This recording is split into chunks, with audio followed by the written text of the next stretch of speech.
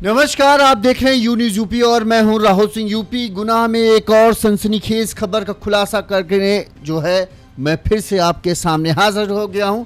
अभी सुबह ही हमने यूपी के प्रयागराज जिले की एक दिल दहला देने वाली खबर के बारे में आपको बताया था, जहां पर एक करोड़पति परिवार को बड़ी ही बेदर्दी से मौत के घाट उतार दिया गया था।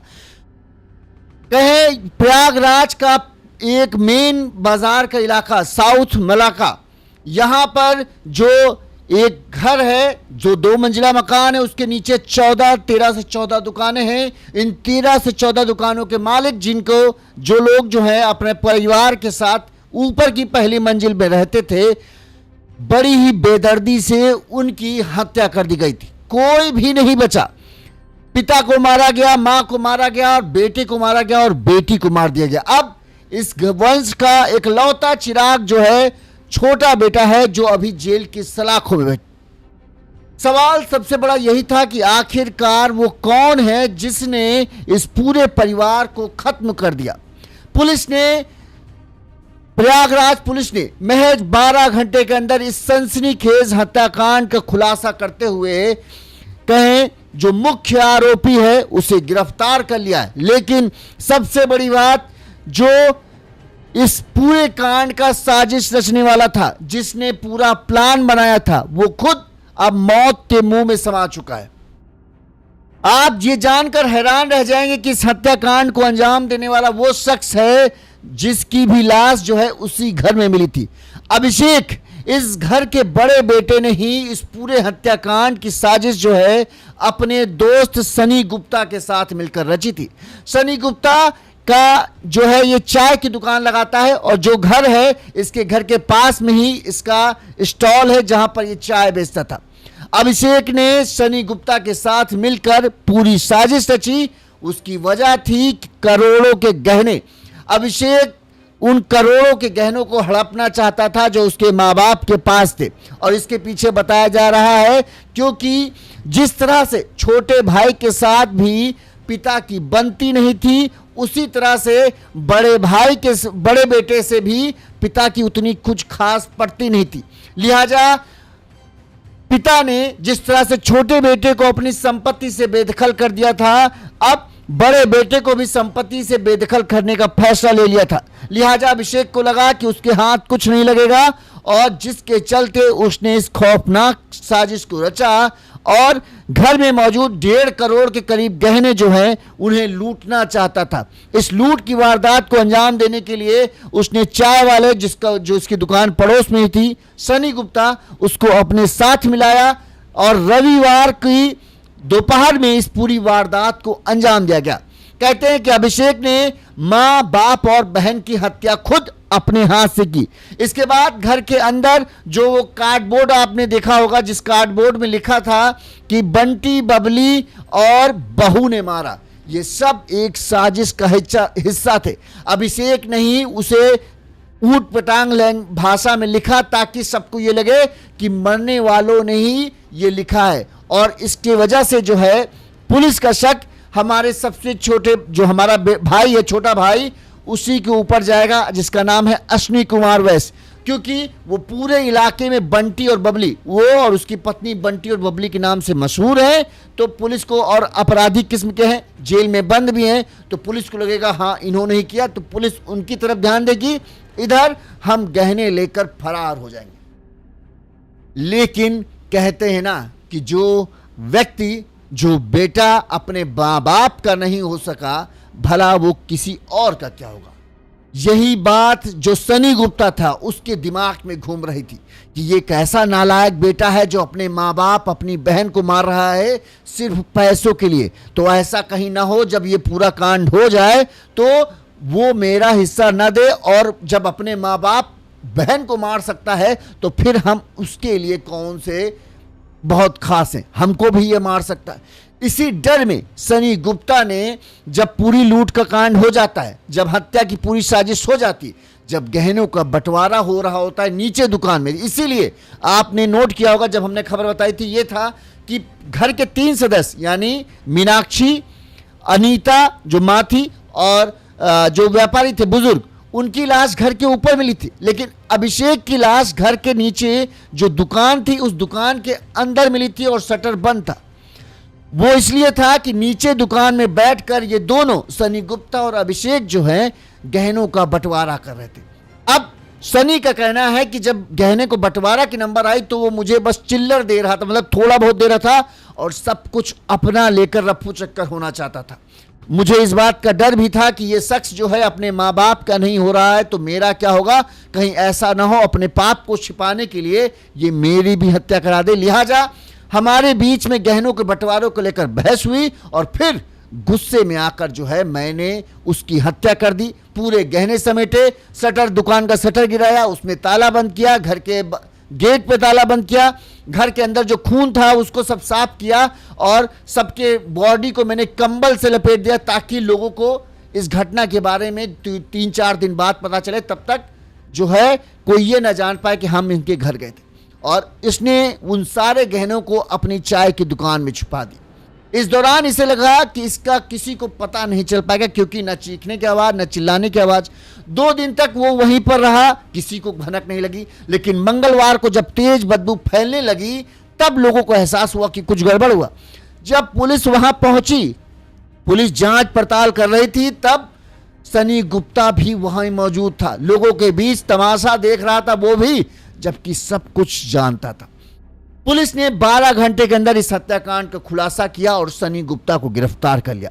कहते हैं सनी गुप्ता को जब गिरफ्तार किया गया, इस दौरान पत्रकार जो थे वहां उससे पूछते हैं तो वो कहता है कि सनी गुप्ता ने कहा कि हमें लगा कि जो अपने माँ बाप का नहीं हुआ वो मेरा क्या होगा। हमने कोई अपराध नहीं किया, अभिषेक ने मुझे उकसाया और बुलाया। उस अभिषेक ने ही अपने माँ बाप और बहन का कत्ल किया। हम दोनों सोना चांदी, करीब 1 किलो सोना था और करीब 600-650 ग्राम चांदी थी, इसे लेकर नीचे आए। उसने कहा था कि मुझे भी हिस्सा देगा, लेकिन जब हिस्सा देने की बात आई तो वो अपनी बात से पलटने लगा। इसी वजह से मैंने उसकी हत्या कर दी।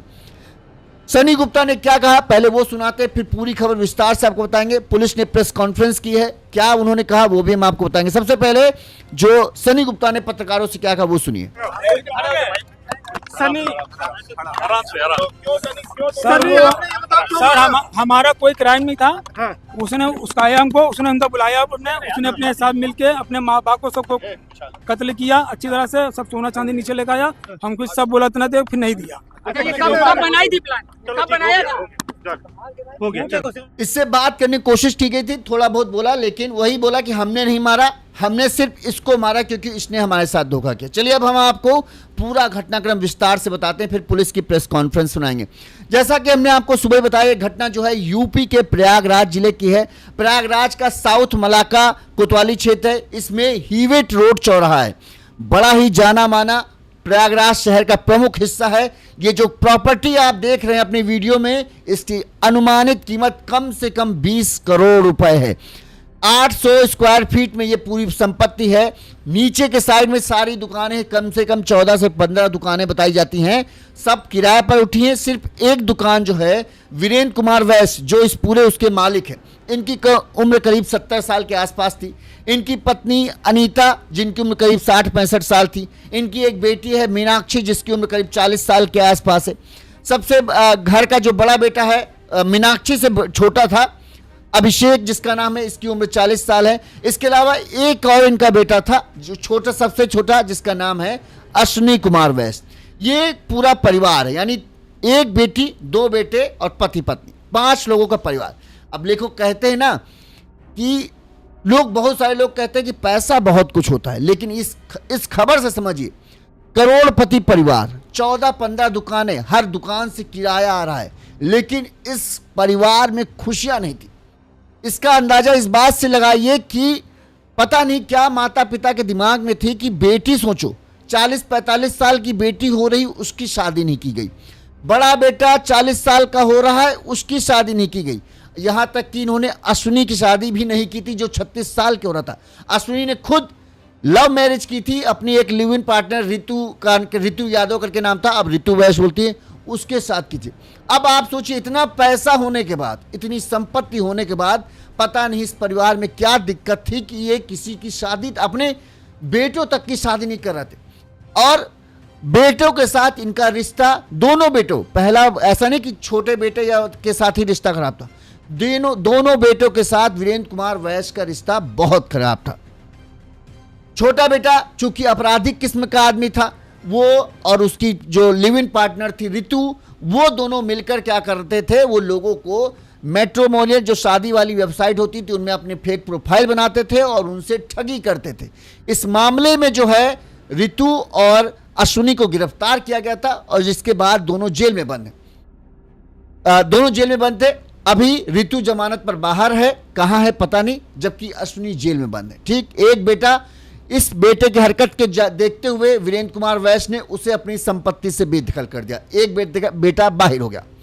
अब दूसरा बेटा, कहते हैं कि अभिषेक के साथ भी वीरेंद्र कुमार वैश्य की ज्यादा बनती नहीं थी, आए दिन इनके बीच में भी झगड़ा होता था। इस वजह से जो है इन्होंने अभिषेक कुमार वैश्य को भी जो है अपनी संपत्ति यानी 20 करोड़ का घर, लाखों करोड़ों रुपए के गहने और जो हर महीने लाखों रुपए किराया आ रहा हो वो अलग, इतना सब कुछ होने के बाद भी पिता के दिमाग में पता नहीं क्या है कि एक बेटे को पहले तो बेदखल कर दिया, फिर दूसरे बेटे को भी संपत्ति से बेदखल कर दिया। अब दूसरा बेटा जो है जो है अभिषेक, ये चीज बर्दाश्त नहीं कर पाया। उसको लगा कि ये तो हद हो गई, एक तो हमारी शादी नहीं कराई, ऊपर से अब संपत्ति से बेदखल कर देना। लिहाजा जो है इस पूरी वारदात को अभिषेक ने अपने दोस्त सनी के साथ मिलकर अंजाम दिया। अब घटनाक्रम हम आपको बताते हैं कैसे क्या हुआ। वीरेंद्र कुमार वैश्य जो है हीवेट चौराहे पर 2 मंजिला इनका मकान है। निचले हिस्से में 14 से 15 दुकानें हैं, करीब 14 दुकानें मान लीजिए, 13 दुकानों को इन्होंने किराया दे रखा है। ऊपरी हिस्से में परिवार रहते हैं, परिवार में पत्नी, बेटा, 2 बेटे और बेटी है। बेटा सुनी जो कौशाम्बी जेल में बंद है, इसके अलावा अभिषेक, मीनाक्षी, अनीता और खुद वीरेंद्र कुमार वैश्य, ये लोग जो है इस पहली मंजिल के घर में रहते थे। एक मंजिल ऊपर और थी। एक बेटा, एक दुकान जो है, 14 दुकानें थी, हमने आपको बताया, 13 किराया थी। 1-2 दुकान थी वो बेटी मीनाक्षी चलाती थी। वो मीनाक्षी जो है गिफ्ट से जुड़े काम करती थी, मतलब गिफ्ट बेचने, गिफ्ट नहीं होते हैं उनको बेचने काम करती थी। इस दुकान को वीरेंद्र वैश्य भी कभी कभी देखते थे, कभी बेटी मीनाक्षी बैठती थी। वहीं अभिषेक जो है वो फ्लोर क्लीनिंग जो होता है ना, सफाई कराने वाला, पेस्टिसाइड कराने वाला, इस काम से जुड़ा हुआ था, इसका उसका काम था। मीनाक्षी और अभिषेक दोनों की उम्र खूब थी। मीनाक्षी की उम्र करीब बताते सबसे बड़ी थी, 40-45 साल की थी।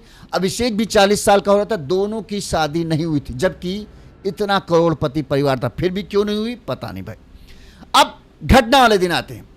मंगलवार दोपहर करीब 3 बजे जब लोग जो हैं, जो दुकानदार हैं, वो सुबह ही आए, तब उन्हें एक तेज बदबू का एहसास हो रहा था जो असहनीय थी। फिर भी दुकानदारों को लगा शायद कोई जानवर मरा होगा, जिसके चलते जो है वो धीरे धीरे करते। लेकिन जैसे जैसे गर्मी बढ़ती जा रही थी, यानी पारा बढ़ रहा था, समय बढ़ रहा था, तब वैसे वैसे वो बदबू असहनीय होती आ रही थी। दोपहर 3 बजे तक तो हालत ये था कि कोई भी अपने दुकान के अंदर खड़ा नहीं हो सकता था, इतनी भयानक सड़ने की बदबू आ रही थी। लिहाजा लोगों को लगा कि कुछ तो गड़बड़ है।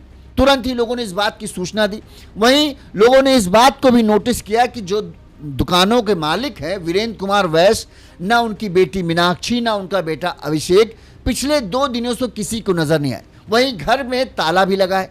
अब दुकान भी बंद चल रही 2 दिन से, तो पुलिस, लोगों को लगा कुछ तो गड़बड़ है। लिहाजा उन्होंने इस बात की सूचना जो है साउथ मलाका कोतवाली को दिया कि ऐसा ऐसा घटनाक्रम है। पुलिस टीम मौके पर पहुंची। पुलिस टीम को भी बदबू असहनीय दिखी। इसके बाद जब वो बताते हैं कि घर पहुंचे तो पुलिस ने देखा कि निचली मंजिल से ऊपर जाने का रास्ता खुला हुआ है। जब ऊपर पहुंचते हैं तो जो घर के अंदर दाखिल होने वाला दरवाजा था उसमें ताला लगा था। अब पुलिस ने उस ताले को तोड़वाया। ताला तोड़ने के बाद जैसे ही पुलिस टीम अंदर दाखिल हुई, एक कमरे में वीरेंद्र कुमार का शव और उसी कमरे में जो है उनकी पत्नी का लाश पड़ी मिली। सिर पर किसी भारी चीज से हमला कर उनकी हत्या की गई थी, जबकि दूसरे कमरे में बेटी मीनाक्षी की लाश मिली। इस दौरान 3 लाशें मिलने से पुलिस को कहा, मतलब पूरा ये हो गया कि यार एक साथ 3 लोगों की हत्या कर दी गई। तो पूरे इलाके में हड़कंप मच गया। वहीं अभिषेक का पूरे घर में ढूंढने पर भी अभिषेक का कहीं कुछ पता नहीं चला। जो दुकानदार थे उन्होंने बताया था कि 4 सदस्य रहते थे, अब अभिषेक गायब था। ऐसे में शुरुआती शक अभिषेक पर ही गया कि कहीं ऐसा तो नहीं अभिषेक ने इन सब की हत्या की और फिर वो भाग गया। बहरहाल पुलिस ने फॉरेंसिक टीम, डॉग स्क्वाड की टीम को बुलाया। इस दौरान तीनों के शव कब्जे में लिया गया और पोस्टमार्टम के लिए भेजा गया। पूरे घर की तलाशी ली गई तो एक कमरे में एक कार्डबोर्ड यानी दफ्ती का गत्ता मिला। उस गत्ते पर लिखा था बंटी, बबली और बहू ने मारा, बस इतना लिखा था। पुलिस ने उसको कब्जे में लिया। इस दौरान पूरे घर की तलाशी ली गई तो जो नीचे एक ग्राउंड फ्लोर पर एक दुकान थी, उस दुकान का शटर बंद था और उस दुकान से भी तेज बदबू आ रही थी। इसके बाद उस दुकान के भी ताला को जो है खोला गया और उसके अंदर से अभिषेक की लाश मिली। अब जो घर के 4 सदस्य थे जो घर में रहते थे, चारों की लाशें मिल चुकी थी। अब हैरान कर देने की बात यही थी कि आखिरकार चारों की हत्या किसने की। पुलिस इस पूरे मामले की जांच पड़ताल में जुट जाती है। पुलिस को यह अंदाजा था कि जिस तरह से लाश की कंडीशन है, ऐसा लग रहा है कि 1-2 दिन लाश को मतलब हत्याकांड को, वारदात को अंजाम दिए हुए गए। इसके बाद पुलिस ने जो आसपास लगे सीसीटीवी कैमरे हैं उनको खंगाला और लोगों से पूछताछ करना शुरू किया। किसी को किसी तरह की न चीखने चिल्लाने की आवाज आई, ना ही किसी को यह पता था कि आखिरकार ये कैसे हो गया। सबका यही कहना था कि आखिरी बार वीरेंद्र कुमार वैश्य को रविवार को देखा था। उसके बाद से न उनकी बेटी दिखी, न उनका बेटा दिखा, न उनकी पत्नी दिखी। अब पुलिस जो है जांच पड़ताल में जुट जाती है। अब जो गत्ता मिला था सबसे पहला वो सबूत था कि आखिरकार क्या इन जिनकी हत्या की गई उन्होंने मरते वक्त ये चीज लिखी, बंटी, बबली और बहू ने मारा। अब बंटी बबली कौन थे? पुलिस ने जब पता किया तो पूरे इलाके में बंटी बबली के नाम पर मशहूर था इनका वीरेंद्र कुमार वैश्य का छोटा बेटा अश्विनी कुमार वैश्य और उसकी पत्नी ऋतु। इन्हीं को बंटी बबली कहा जाता था क्योंकि ये लोगों को धोखाधड़ी करने में माहिर थे। इसी वजह से इनका नाम बंटी बबली पड़ गया था और सब कोई जानता था कि हाँ बंटी बबली कौन है। लेकिन सवाल यहां पर यह उठा कि जो छोटा बेटा है वो तो जेल में बंद है, ऋतु कहां है ये पता नहीं। तो आखिरकार इन दोनों ने जो है इस पूरी वारदात को अंजाम कैसे दिया? हमने आपको ये बताया था कि हो सकता है कि हत्यारों ने पुलिस को गुमराह करने के लिए ये चीज की है और सच में वही निकला, क्योंकि पुलिस ने सीसीटीवी फुटेज खंगाले तो आसपास कहीं ऋतु का कोई आने जाने का नहीं दिखा, ना ही कुछ ऐसा मिला जिससे यह पता चला कि अश्विनी कुमार ने इस पूरी साजिश को रचा। इसके बाद जो है पुलिस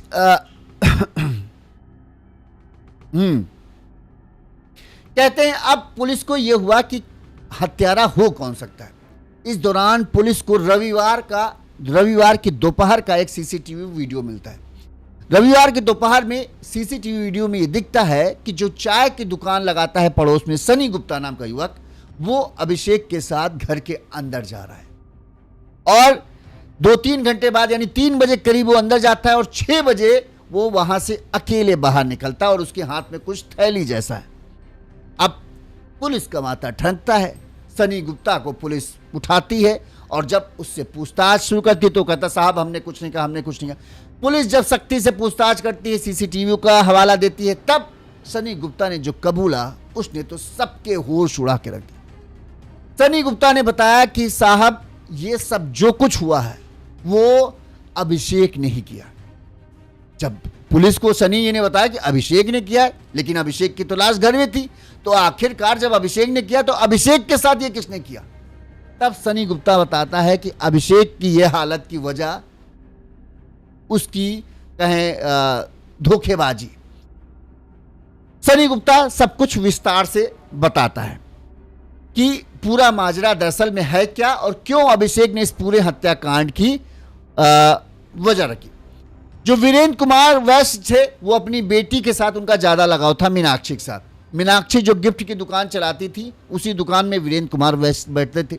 जो बड़ा बेटा है मैंने आपको बताया कि पेस्टिसाइड और फ्लोर क्लीनिंग सोल्यूशन जो होता है उसका व्यापार करता था।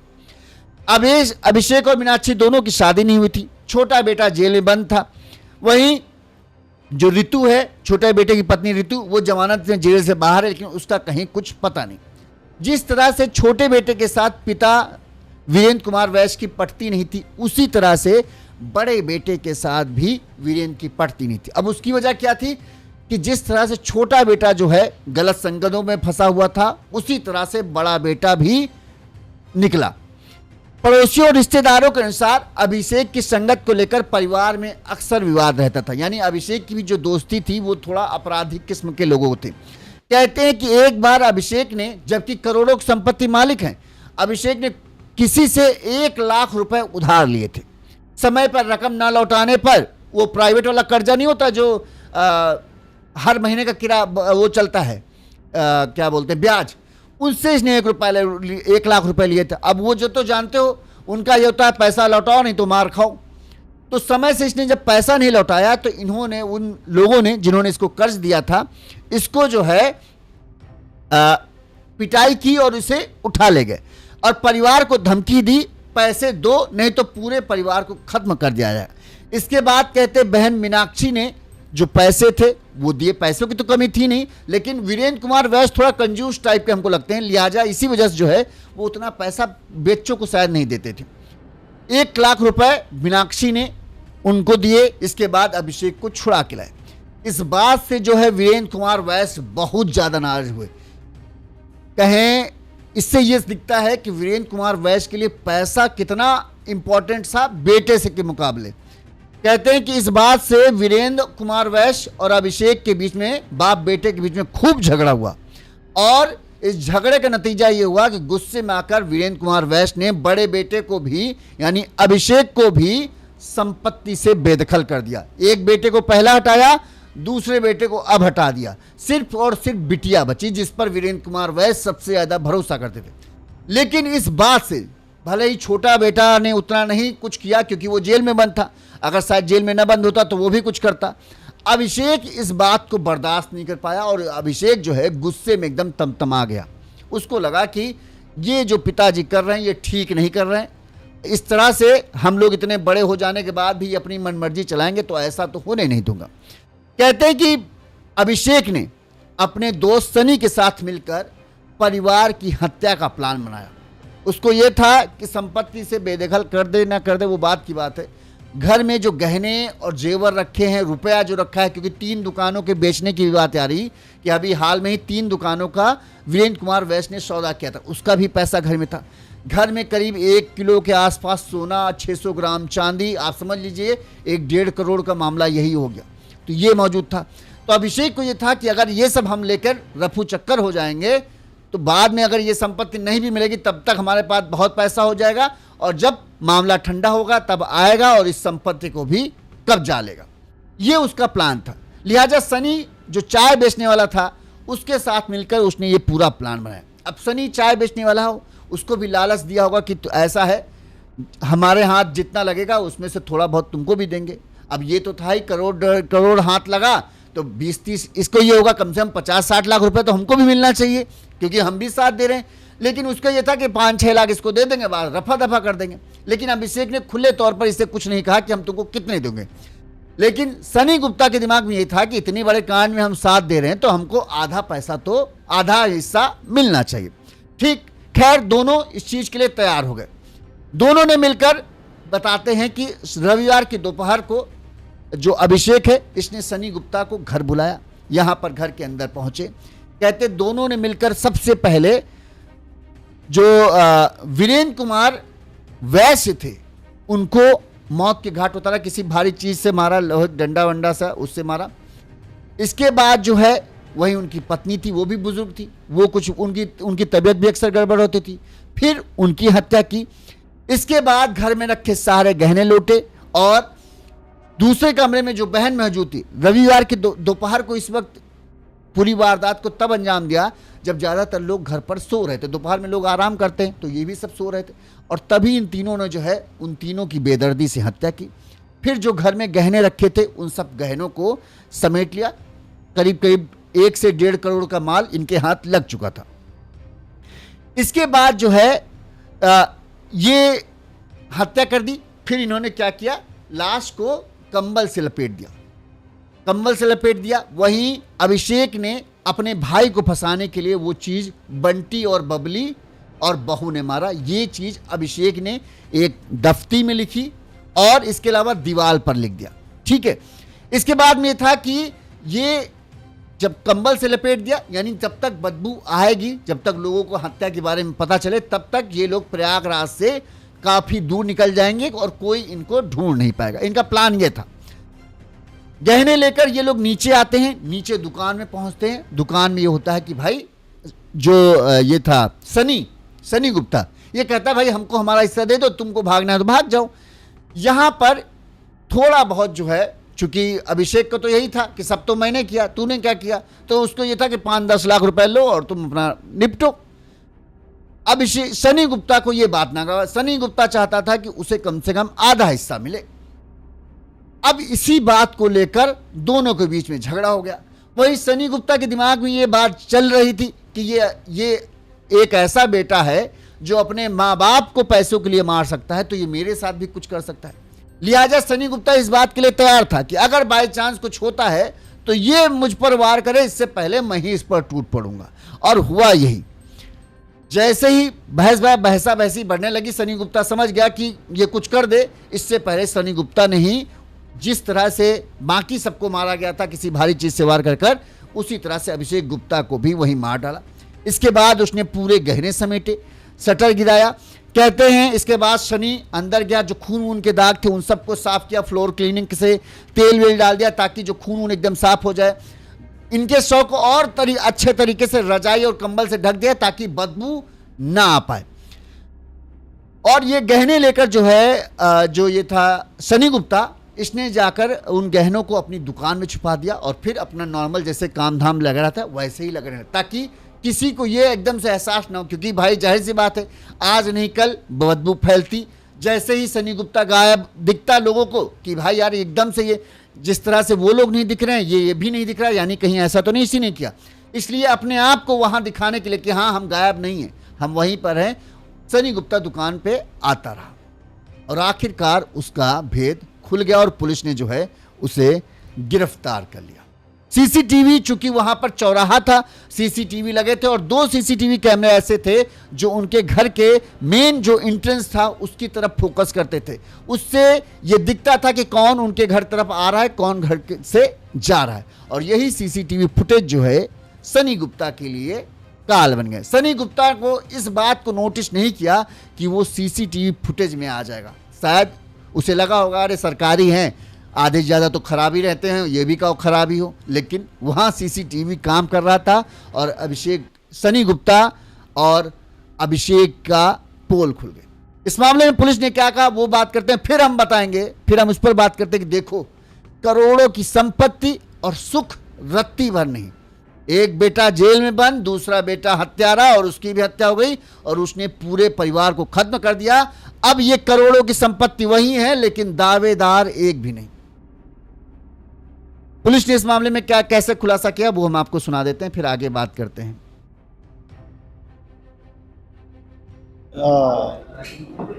31 तारीख रविवार को साउथ मलाका एरिया में थाना कोतवाली में कमिश्नरेट प्रयागराज में एक घटना हुई है, उसका खुलासा किया गया है। उसमें एक अभियुक्त सनी गुप्ता को अरेस्ट किया गया है और उसके कब्जे से लगभग 1 किलोग्राम सोना और 360 ग्राम चांदी की बरामदगी की गई है। और इसमें घटनाक्रम इस तरह से है कि इसका जो अभिषेक है, वीरेंद्र वैश्य और उसकी पत्नी अनीता और उसकी बेटी मीनाक्षी का एक घर में शव मिलता है और उसके आधार पर जो पता लगता है कि इसकी हत्या की गई है।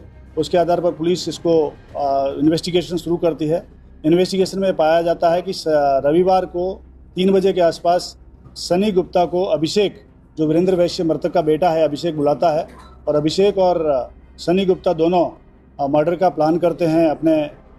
अभिषेक अपने ही माँ बाप के और बहन के मर्डर का प्लान करता है, क्योंकि अभिषेक को वीरेंद्र वैश्य और उसकी मदर ने अपनी संपत्ति से बेदखल कर दिया था और उसी संपत्ति को पाने के लिए और पैसे और गहनों को पाने के लिए अपने माँ बाप और अपनी बहन का ये सनी गुप्ता के साथ मिलकर के शाम को 5 बजे 31 तारीख को लगभग 5 बजे के आसपास उसी के घर में मर्डर करता है।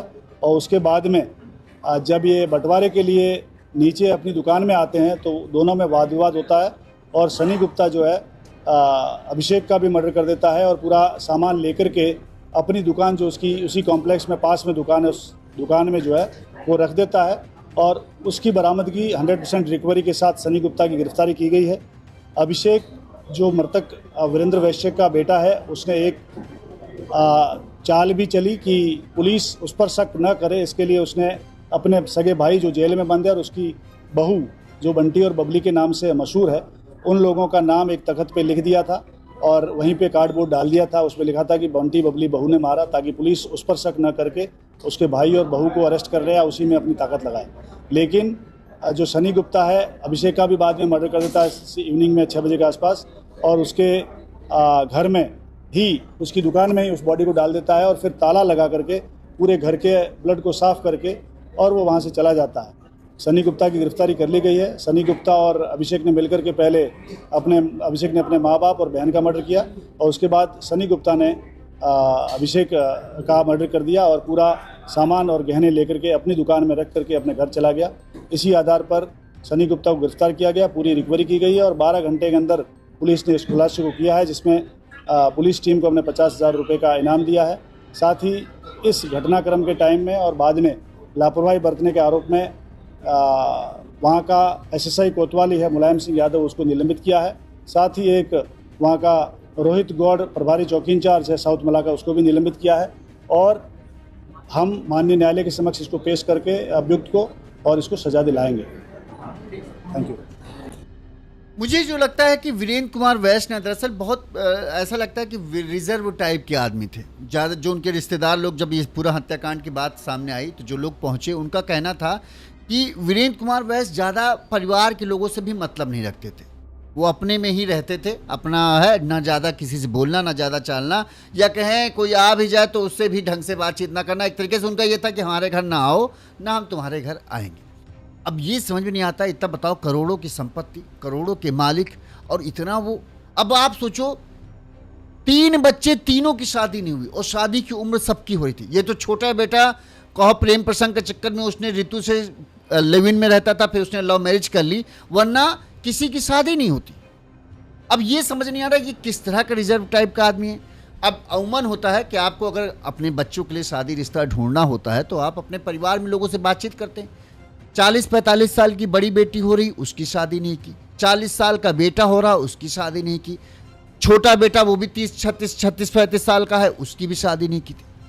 तो अब या तो वीरेंद्र कुमार वैश्य ना बहुत ही ज़्यादा रिजर्व रहने वाले बाद, उनको ये था कि दुनियादारी भैया हमको मतलब नहीं, अपना किराया आ रहा, बस मस्त जीवन चल रहा है।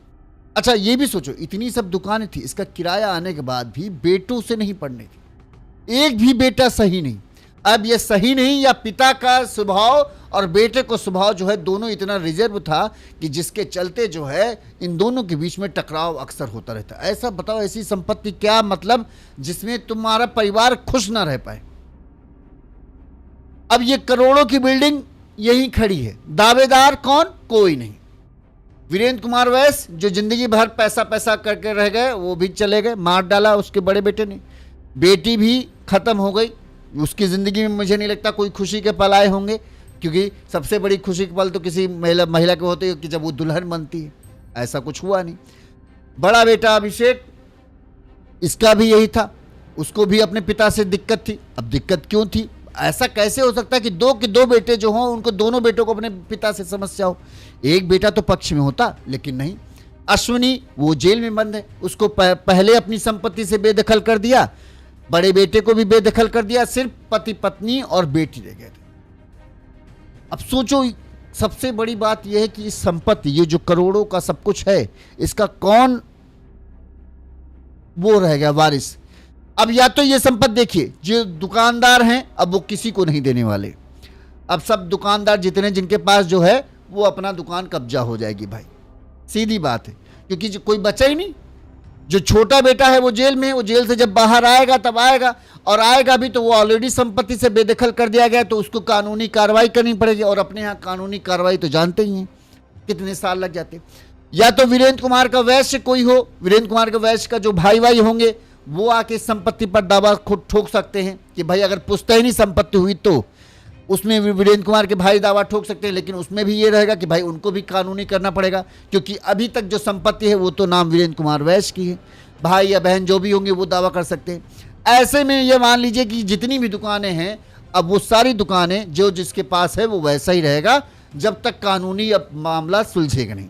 अब भले ही बाकी सबके लिए बुरा है, परिवार के लिए दुख की बात है, लेकिन जो लोग इन दुकानों में रहते हैं उनके लिए तो ये कांड जो है अभिषेक ने अच्छा कर दिया। उन दुकान वालों के लिए तो ये हो गया, भैया अब जब जो कानूनी लड़ाई लड़ेगा, जो दावेदार बन के आएगा उसको हम किराया देंगे, जब तक कोई दावेदार नहीं तब तक किराया भी नहीं, मामला खत्म। अब किन दुकानों को बेचा गया ये भी नहीं पता, किन दुकानों का सौदा हुआ ये नहीं पता। अभिषेक उसको संपत्ति से बेदखल कर ही दिया था, वो मर भी गया, खत्म कहानी। बेटी बची थी, बेटी भी मर गई, वो भी खत्म कहानी। पत्नी थी, पत्नी भी नहीं है, वीरेंद्र कुमार वैश्य ही नहीं। तो अब इस संपत्ति का जो करोड़ों की संपत्ति है वो यहीं रह गई और उसके दावेदार सब खत्म हो गए। इसीलिए कहते हैं कि कभी कभी थोड़ा हमी गमी सह लेना चाहिए। क्या फायदा मिला तुमको हर बेटे से दुश्मनी लेकर? किसी एक को तो अपना तुमको बनाना ही पड़ता, चाहे वो जैसा होता। अब सोचो, इतनी करोड़ों की संपत्ति है, करोड़ों का लाखों रुपए किराया आ रहा, उसके बाद भी उसे किसी प्राइवेट वाले से 1 लाख रुपए लेने पड़ा। क्यों लिया उसने पैसा? कोई तो वजह होगी। उसको मारा पीटा गया, तुमने 1 लाख रुपए दिया, तुम्हारा बेटा आ गया, तुमको इस चीज की खुशी नहीं हुई, लेकिन तुमने उससे इस बात के लिए झगड़ा कर दिया कि तेरी वजह से मेरा 1 लाख रुपए बर्बाद हुआ। बेटा भी चिढ़ गया कि हाँ ठीक है, लड़ाई झगड़ा हुआ, अब इनके पास तो एक ही सच था, हम अपनी संपत्ति से बेदखल कर देते। अब भला भैया तुम सबको बेदखल कर दोगे तो तुम किसके सहारे रहोगे? एट द लीस्ट तुमने ये नहीं सोचा जब हम मर जाएंगे तो इस संपत्ति को कौन वारिस होगा? किसी न किसी को तो देना ही पड़ेगा ना। लेकिन ना पिता ने ये सोचा कि हम सबसे बना के रखे, ना बेटे ने ये सोचा कि अरे पिता ही हैं, आज नहीं कल धीरे धीरे 70 साल के हो गए, 10 साल बाद तो खत्म हो ही जाएंगे, तो उनकी संपत्ति तुम्हारे आ जाएगी, थोड़े दिन सब्र कर लो, उसके बाद अपना ऐश करो। लेकिन बेटे को ये होगा जब बुढ़ापा आ जाएगा तब ऐश करेंगे क्या? तो शायद उसको लगा होगा कि अब बहुत हो चुका, इतने दिन बहुत सह लिया, अब नहीं सहेंगे। ऐसा है, अपना जीवन हम बर्बाद करें, 40 साल के हो गए, ना शादी ना ब्याह ना कोई बच्चा ना परिवार, कम से कम ऐसे तो रहें। इसीलिए शायद मुझे लगता है उसके दिमाग में आया होगा कि अब बहुत हो गया, अब नहीं सहेंगे, ये अपनी मनमर्जी इतने सालों से चला रहे हैं, हम लोगों की ज़िंदगी को कंट्रोल कर रहे हैं, अब हम इनके कंट्रोल में नहीं रहेंगे।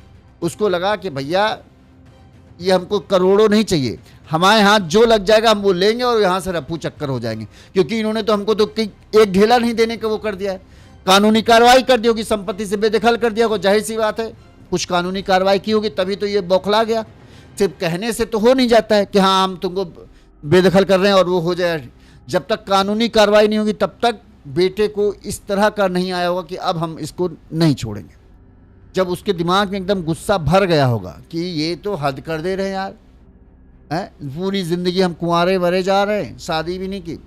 भाई हर एक को पार्टनर की ज़रूरत होती है, वहाँ भी नहीं करो। तुमने बड़ी बेटी की शादी नहीं की, तुमने बेटे की शादी नहीं की, तुमने छोटा बेटा भी तुम्हारे उससे पटरी नहीं खा रहा, वो भी अब जाहिर सी बात है वो भी धोखाधड़ी कर रहा था पैसों के लिए, तो जाहिर सी बात है उसके बाद भी पैसों की कमी होती होगी तभी तो वो कर रहा होगा।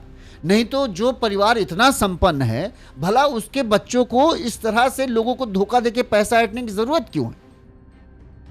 कुछ तो गड़बड़ है ना मामला, बेटे और पिता के रिश्तों के बीच में कुछ तो टकराव था।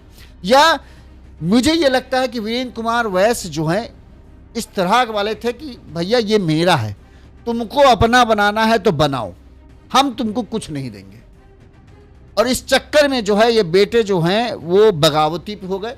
पहले बड़ा बेटा ने, छोटे बेटे ने ये किया कि हमको भैया पैसा चाहिए, ऊपर से उसने लव मैरिज कर ली होगी, इस बात से ये और ज़्यादा परेशान होंगे कि तुमने हमारा वो यादव हम वैश्य कैसे तूने शादी कर ली और ये हुआ। और उसके बाद उसका धोखाधड़ी नाम आ ही गया, पूरे इलाके में मशहूर हो ही गया, बंटी बबली बंटी बबली। तो इन्होंने उसको निकाल दिया। उसको निकालना ठीक भी बनता था, चलो वो आदमी आपराधिक टाइप का था, उसको निकाल दिया, तुमने संपत्ति से बेदखल कर दिया, ठीक था। लेकिन एक बेटे से तो बना के रखते भाई, तुम्हारे को आखिर में काम कौन आएगा? तुम्हारा ही बच्चे काम आएंगे। शायद मुझे लगता है वीरेंद्र कुमार वैश्य को ये लगता होगा कि उनकी बिटिया है, बिटिया संभालेगी। अरे बिटिया को भी तो सुख की जरूरत है भाई, उससे चलो मान लो वो तुम्हारा सहारा थी, तो तुम ये कैसे समझ सकते हो कि भला एक 40 साल का आदमी, तुमने उसके ऊपर एक फैसला दिया कि ऐसा है, तुमको अब हम 1 फुट कौड़ी तुम्हारी संपत्ति से बेदखल, वो उस फैसले को मान लेगा? नहीं मानेगा, कोई भी नहीं मानेगा। और उसने फिर वही किया जिस नहीं होना चाहिए था। अब जिस पैसे का दम दिखाकर तुमने उसको वो डराने की कोशिश की कि अब तुमको हम बेदखल कर देंगे तो भाड़ में जाओगे, अभी अकल ठिकाने आ जाएगी। वो संपत्ति, वो पैसा, वो गहने जेवर सब यहीं रह गए। अब कोई नहीं बचा उनके ऊपर दावा ठोकने वाला। जो बेटा है, छोटा बेटा जेल में बंद है, वो आएगा, उसे संपत्ति से बेदखल किया गया है, वो दावा अपना ठोकेगा, लेकिन उसको इसके लिए कानूनी कार्रवाई करनी पड़ेगी, ऐसे नहीं मिल जाएगी। ठीक, जो दुकानदार दुकानों में हैं, अब वो भी ये कहेंगे भैया हम क्या करें। छठी से sure to happen after ATI। क्या लिख रहे हैं भाई जुबैर भाई, क्या लिख रहे हैं आप, सही से लिखिए। तो जो भी है वो अब बहुत गड़बड़ हो गया। अब दुकान तो खुलेंगी जरूर, जो दुकानों ने अपना किराया का कॉन्ट्रैक्ट बना रखा होगा वो अपना चलाएंगे दुकान। किराया लेने अब कोई नहीं आ सकता जब तक कानूनी तौर पर जिसका दावा है वो दावा नहीं ठोक देता। तो जो सीधे साधे दुकानदार होंगे, किराएदार होंगे, वो दे देंगे भैया किराया, ठीक है, यही मान लो अश्विनी कल को छूट कर आ जाता है जमानत पर, उसको दे दिया जाएगा। अब हो सकता है कोई परिवार का सदस्य ये करे, क्योंकि संपत्ति तो कोई जाने नहीं देगा।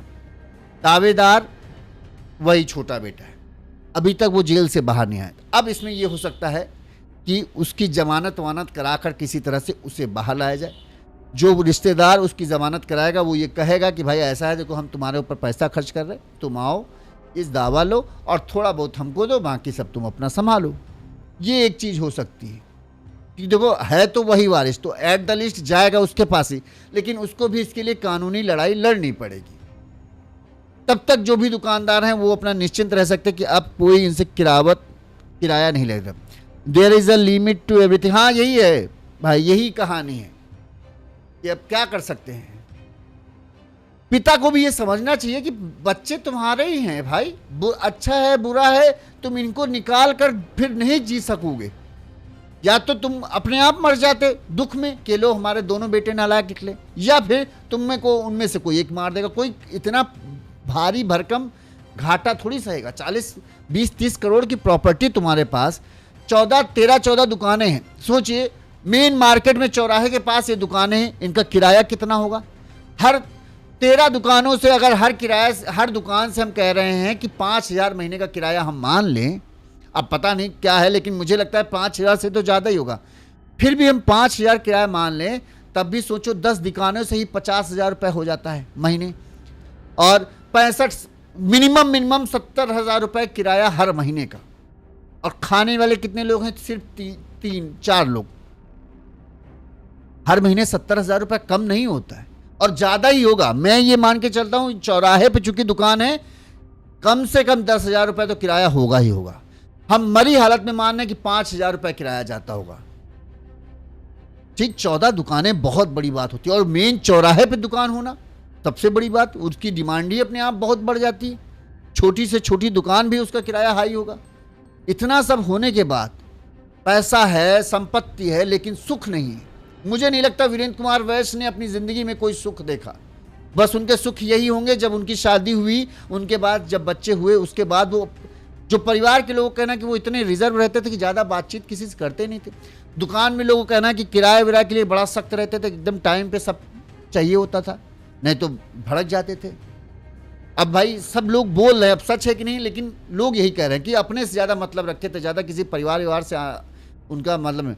हो सकता है वीरेंद्र कुमार वैश्य को ये भी लगता हो कि लोग हमसे बोलने आ रहे तो उनको नज़र कहीं हमारी देखिए इस दुनिया में अलग अलग भांत तरह के लोग हैं, ठीक है। कई आदमी अपने दिमाग में बहुत सारी चीज़ें बना लेते हैं कि यार ये हमारे पास आ रहा है, ऐसा तो नहीं है कि इसको लगता है कि हमारे पास बहुत पैसा है, संपत्ति, तो हमसे व्यवहार बनाने की कोशिश कर रहा है ताकि हमसे पैसा ऐंठ सके। इसलिए वो लोग क्या करते हैं कि वो लोग दूसरों से संपर्क कर देते हैं ताकि ये ना हमको इसके यहाँ जाना पड़े, ना हमको ये हमारे यहाँ आए। कुछ लोगों का पैसों को लेकर कुछ ज़्यादा ही लगाव बढ़ जाता है। उस लगाव के चक्कर में वो ना सबसे दूरी बना लेते हैं कि कहीं उनको हमेशा यही रहता है कि ये हमसे बात कर रहा है यार, इसको ये हमसे पैसा मांग देगा किसी दिन, इसीलिए वो बात करना ही बंद कर देते हैं कि ताकि वो किसी को पैसा देना ना पड़े। सोचो, पैसा पैसा पैसा और किसी के हाथ पैसा नहीं आया, सब खत्म हो गए। जिस अभिषेक ने सोचा कि हम माँ बाप बहन को मार देंगे, करोड़ों रुपए गहने लेकर आराम से बाहर भाग जाएंगे, सोचा होगा जाएंगे पहाड़ों में बढ़िया वहां रहेंगे आराम से, और जब मामला ठंडा हो जाएगा वापस आएंगे, फिर से संपत्ति का पैसा उड़ाएंगे। इसको सोचा अरे ये चाय वाला सनी गुप्ता है, इसको 5 लाख दे दिया तो ये खुश हो जाएगा। सौर्य सिंह ब्रदर आई एम, क्या सौर्य सिंह लिख रहे भाई, ब्रदर आई एम क्या मतलब?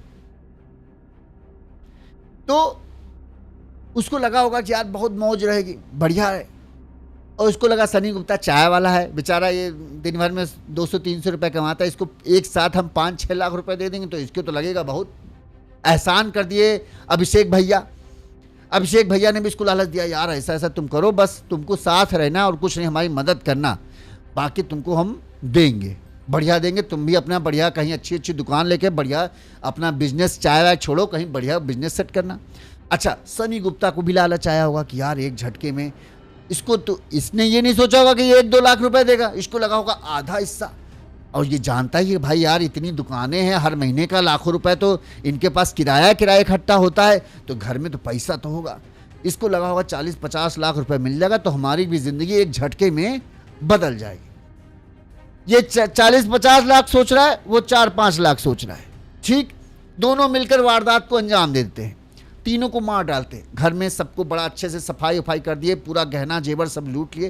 तो जो 1 किलो सोना, 10 ग्राम सोना का रेट कितना है? 1.5 लाख के ऊपर। 1 किलो सोना 1.5 करोड़ रुपए, तो सीधे सीधे यही हो गया है। 600 ग्राम चांदी और जो कैश वैश मिला हो वो अलग, इतना पैसा, मतलब 2-2.5 करोड़ का माल समेट चुके थे ये लोग। अब अभिषेक को भी लगा, इसको सनी गुप्ता को लगा यार इतना हाथ लगा है, कम से कम 1 करोड़ तो हो ही गया हमारा, भैया कितना लेंगे तो हमको इतना तो मिलेगा ही। अब जब नीचे आके दुकान पे बंटवारा करने लगे तो अभिषेक ने वही चिल्लर इसको दे दी, लो भैया 2 लाख रुपए रखो जाओ। अब ये कहता है 2 लाख, हम तुम्हारे साथ रहे 2 लाख थोड़ी लेंगे, हमको आधा दो। अभिषेक कहता है अरे आधा हमारे ही बाप का तो है, तो हमने सब किया, तुमको काहे का आधा दे। ऐसी बात के चक्कर, पैसा जब दिखता है ना तो आदमी की बुद्धि खराब हो जाती है। इसीलिए कहा जाता है कि जब आप पैसे संपन्न हो जाओ तो अकड़ो मत, जितना झुके रहोगे उतना अच्छे बने रहोगे, दिल में पैसे का घमंड मत लाओ। लोग इसी चक्कर में फंस जाते हैं। अभिषेक को ये था कि यार ये हमारा है, सनी को भी अब पैसा सामने दिख रहा है कि सोना चांदी पैसा सब बिखरा पड़ा है और हम 1 लाख रुपए 2 लाख रुपए लेंगे।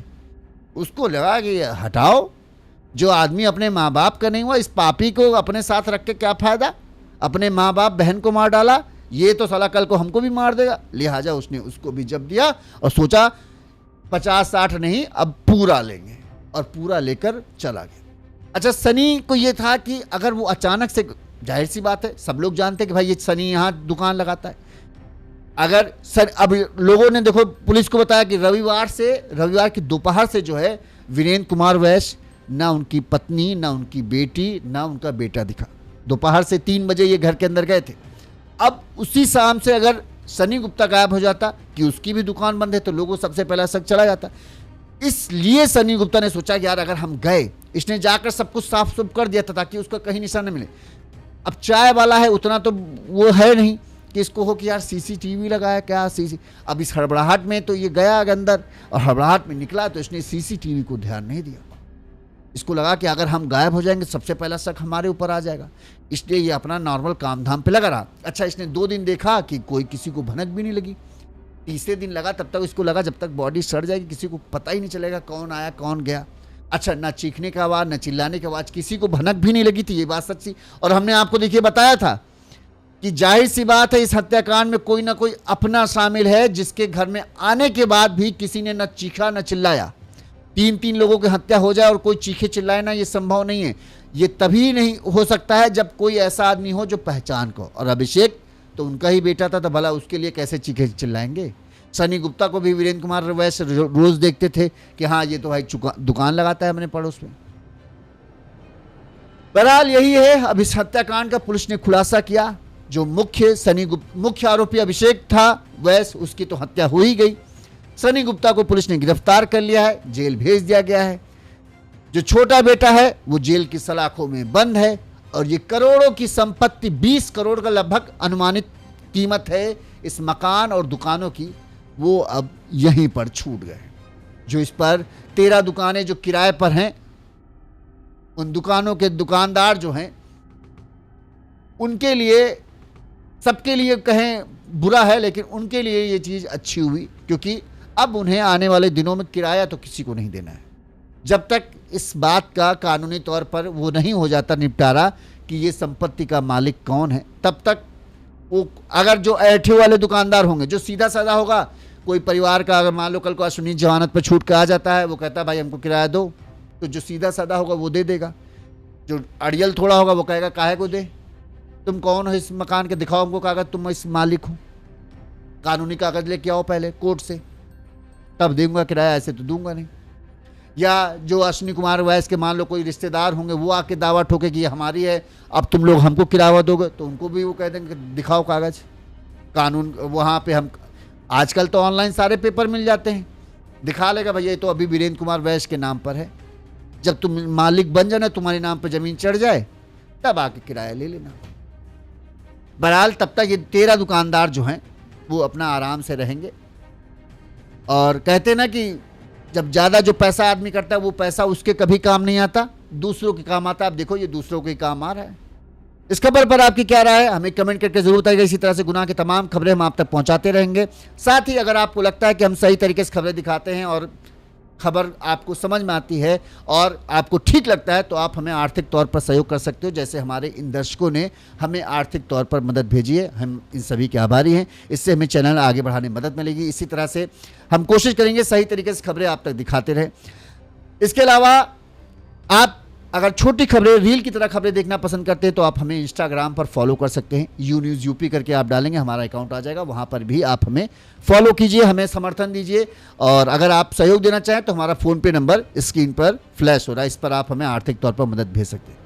इसी तरह से गुनाह की तमाम सच्ची सटीक खबरें आप तक पहुँचाते रहेंगे, ताकि आप सतर्क रहें, सावधान रहें। और सबसे ज़्यादा खतरा बाहर नहीं, खतरा अक्सर घर के अंदर के लोगों से होता है, अपनों से होता है। अब जमाना वो आ चुका है, लिहाजा सतर्क रहें, सावधान रहें। नमस्कार।